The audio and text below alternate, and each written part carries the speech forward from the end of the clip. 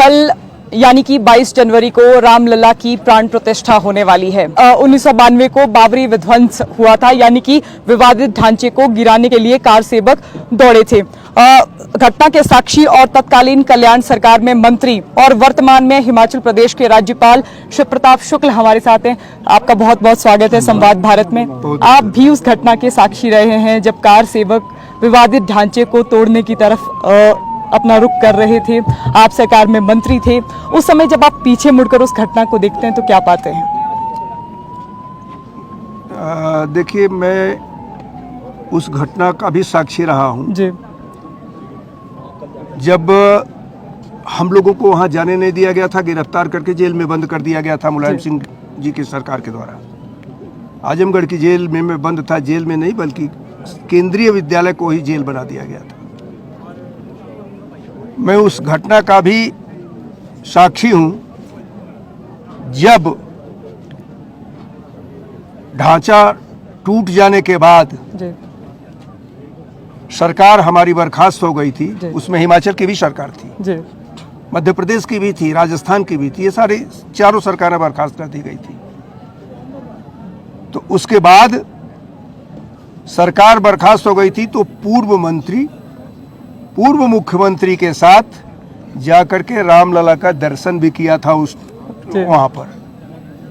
तो मैं उस घटना का भी साक्षी हूं और तब से न जाने कितने दिनों तक यह प्रतीक्षा थी कि हमारे रामलला आएंगे। सुप्रीम कोर्ट ने हमारे पक्ष को सही माना, राम जन्मभूमि तीर्थन्यास पक्ष को सही माना, जमीन दिया और भारत के यशस्वी प्रधानमंत्री श्री नरेंद्र मोदी जी ने आज प्रेरणा के साथ वह मंदिर बन गया। उत्तर प्रदेश के शासन ने भी वो किया, शासन का एक भी पैसा नहीं लगा। 5,000 करोड़ रुपया देश की जनता ने राम मंदिर के निर्माण के लिए दिया, बनाने के लिए दिया और कहा मंदिर बनाओ, मंदिर बनेगा बड़े धूमधाम से। देखिए, आपने मंदिर की बात की, आपने कार सेवकों की भी बात की।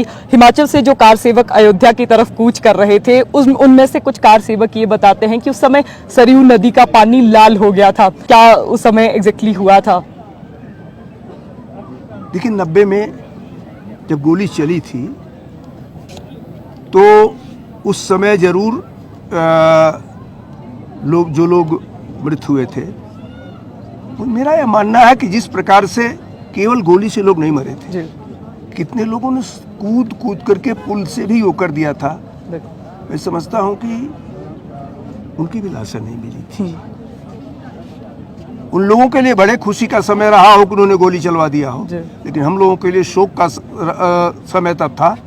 और आज उस शोक को भी तिरोहित कर दिया है उन परिवारों के लोगों ने, और वो राम जन्मभूमि तीर्थन्यास ट्रस्ट को और माननीय प्रधानमंत्री नरेंद्र मोदी जी को इसके लिए साधुवाद दे रहे हैं कि उस समय तो मेरे परिवार का कोई चला गया था, लेकिन आज मेरा परिवार राम का हो गया है क्योंकि मेरे परिवार के लोग उसमें आमंत्रित हैं कि चलो प्राण। देखिए, उस समय जो मीडिया रिपोर्ट्स थी वो ये बताती हैं कि कल्याण सिंह जी ने उस समय विधानसभा में भी ये लिख कर दिया था कि जो विवादित ढांचा है उससे कोई नुकसान नहीं होगा। आप तो उस पल के साक्षी रहे हैं, क्या सच्चाई थी? हाँ, कल्याण सिंह जी ने इस बात को कहा था कि भरसक प्रयत्न करूंगा कि जो है उस ढांचे को मैं बचाने का प्रयत्न करूं। लेकिन नरसिंह राव जी उस समय प्रधानमंत्री थे जी। और उन्होंने जब कल्याण सिंह जी से पूछा कि भाई कल्याण सिंह जी क्या है, तो जब तक ढांचा नहीं था तो उन्होंने कहा नहीं, ढांचा सुरक्षित है जी। उसके बाद उनका फोन जब आता है वो ये कहते हैं कि भाई कल्याण सिंह आप कहे सुरक्षित है, एक ढांचा गिर गया है। तो उन्होंने कहा कि हाँ मुझे जानकारी है कि एक ढांचा गिर गया है। तो उन्होंने कहा फिर गोली क्यों नहीं चलाते हो? तो उन्होंने कहा नहीं, मैं कार सेवकों पर गोली नहीं चलाऊंगा। और ऐसे कहते कहते तीनों ढांचे ढह गए। उसके बाद उन्होंने बात किया कि अब तो ढांचा सब ढह गया है और ये स्थिति तो ठीक नहीं है, आप उसकी रक्षा नहीं कर पाए तो मैं आपकी सरकार को बर्खास्त कर दूंगा। तो उन्होंने कहा सरकार बर्खास्त कर दीजिए लेकिन मैं कार सेवकों के ऊपर गोली नहीं चलाऊंगा।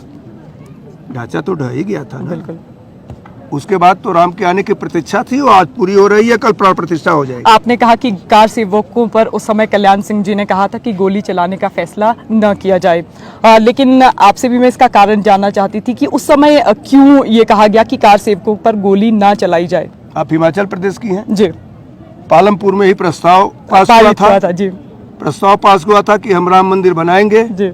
तो जब हम राम मंदिर बनाएंगे तो कार सेवकों पर गोली क्यों चलाएंगे? देखिए, कल्याण सिंह जी हिमाचल प्रदेश के राज्यपाल भी रहे हैं, अब आप हिमाचल प्रदेश के राज्यपाल हैं, कल राम मंदिर की प्राण प्रतिष्ठा है, प्रदेशवासियों के लिए क्या मैसेज है और साथ में आप खुद कैसा महसूस कर रहे हैं? सभी लोगों को किन्हीं न किन्हीं मंदिरों में दीपक जलाना चाहिए, सभी लोगों को किन्हीं न किन्हीं मंदिरों में जाकर के पूजा करनी चाहिए और तब तक पूजा करनी चाहिए कि जब तक प्राण प्रतिष्ठा के बाद ही जीवित अंश आता है कि हे राम आओ। तो राम जब 12:30 बजे के और 1 बजे के बीच में आ जाए, उसके बाद उत्साह मनाए। आपका बहुत बहुत धन्यवाद।